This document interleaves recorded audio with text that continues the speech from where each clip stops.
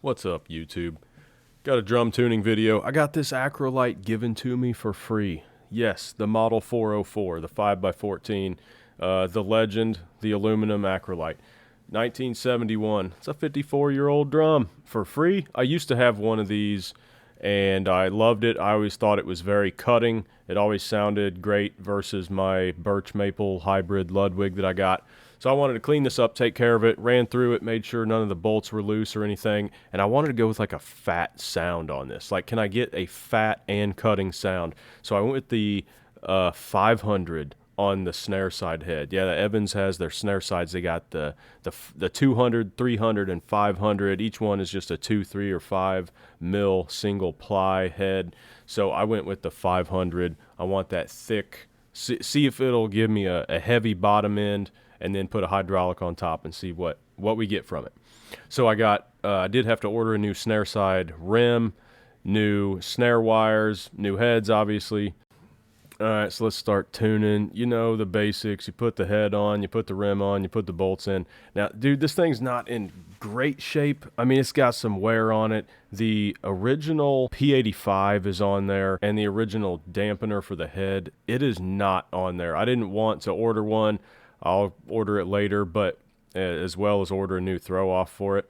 But for the sake of just getting it tuned up and seeing what sound I can get out of it, you know, the ACROLITE's going to do what the ACROLITE does. I just need to get some good heads on, some wires, and let the thing sing to me a little bit. I like any brass. I like all the metal shells. Even though I was always traditionally playing wood only, I've always respected metal so much. It can be bright, it can be wide open, it can be super cutting. But anyway, I'm supposed to be tuning this drum here. Okay, so look, on snares, I keep it really simple and effective. Whether it be top or bottom head, I kind of start the same way. In the bottom head right here, I'm just twisting those lugs until all the slack is out and it's finger tight. That's pretty basic stuff. And then I do a half turn. Some people do quarters, some people do a full turn. I just do a half turn in kind of a cross pattern all the way around. And the first time around, if there's some slack in one set of lugs that's developed because I was tightening other sets around it, then I'll just turn those lugs until the slack is out, and then I do the half turn. And after I've done a half turn on all the lugs, I just tap around to make sure it's even and see if it's the right tension I'm going for. And if it's not quite there, which it usually isn't after one half turn, it's usually not going to be there for the bottom. You usually want that bottom head on the snare pretty tight. But I kind of do this like stair-step method where I'll do a half turn, and then tap around and make sure it's even, and I repeat that. Let's listen to it here.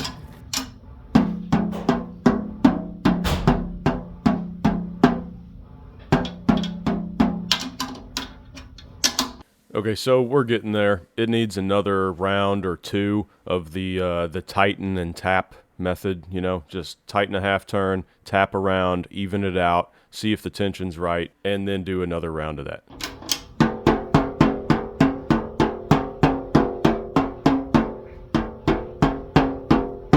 So eventually it'll get there, but I wanted to talk about the drum for a minute itself. 71 ACROLITE. This thing's been around 54 years. Can you imagine like how many different drummers, different states, different stages? Has this thing ever been in a studio? Hard to tell, you know.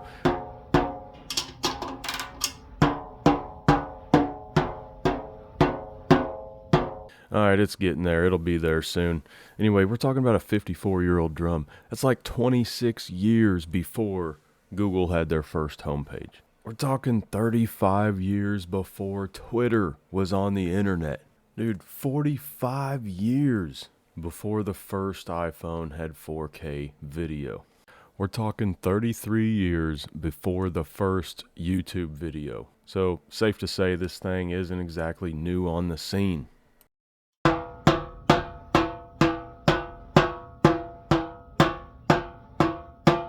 Okay, so we're definitely getting there, but we're not quite there yet. Kind of a medium tension here. We want to juice this thing up a little bit more, so I'm going to tighten it up again.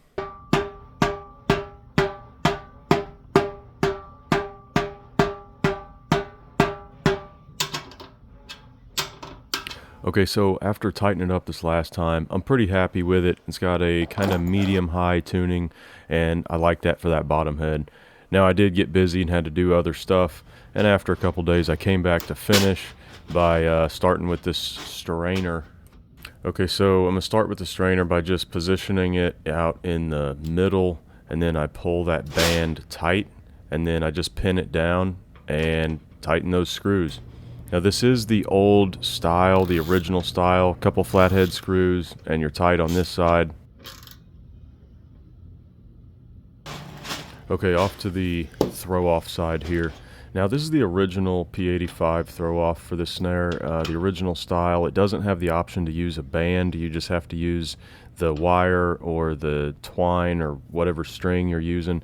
This is kind of a cheap strainer. It came with basically a shoelace, and so I had to cut the hard plastic end off of it so I could get it to go through those little holes, get it so that the strings are even, and then I hold it down and pull out that slack the best I can, and then kind of, awkwardly tie a knot on this end. And if there's a little bit of slack that develops over here, it's not that bad, because I can always go right back over to the side with the band on it, on the butt plate side, and I can cinch it up on that side.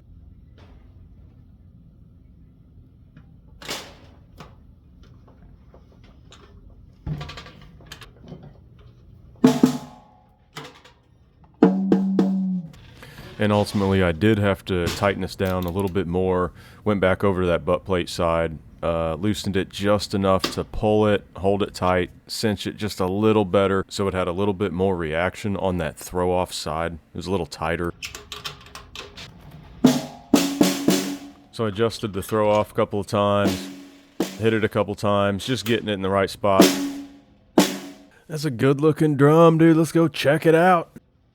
Now I'm going to put this beside my set and play with the ACROLITE versus my regular 6.5 inch birch maple hybrid snare. You'll see how that ACROLITE is actually a lot more cutting than the wood is.